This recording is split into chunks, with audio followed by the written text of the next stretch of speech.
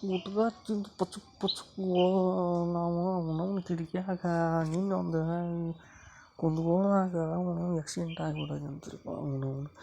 ಅವ್ನು ಎಲ್ಲಿಗೆ ಹೊಂಟಿದ್ನೋ ಏನೋ ಗೊತ್ತಿಲ್ಲ. ಗುಟ್ಕಾ ಹಾಕ್ಯಂಡಿಗಂತ್ರಿ ಬಾಯಾಗ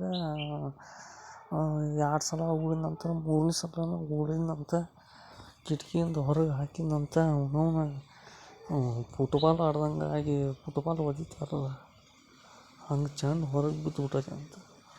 ಯಪ್ಪ ಅದನ್ನು ನೋಡಿ ನನಗೆ ಒಂಥರ ಮೈ ನಡಕನ ಬಂತಪ್ಪ.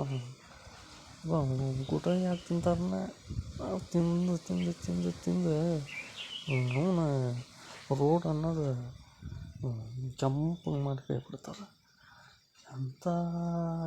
ಅದನ್ನು ಬ್ಯಾನ್ ಮಾಡಿಬಿಡ್ಬೇಕಂತ ನಾನು ಹೇಳೀನಿ ಸಿದ್ದರಾಮಯ್ಯಗೆ.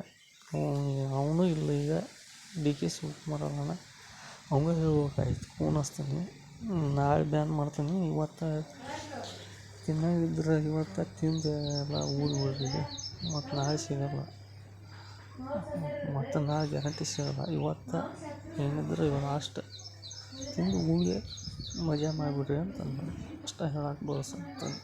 ನಿಮ್ಮ ಇಷ್ಟ, ತಿನ್ನೋದು ಬಿಡೋದು. ತಿನ್ನೋದು ತಿನ್ನಿರಿ, ಸಾಯೋದು ಸಾಯಿರಿ ಅಷ್ಟೇ.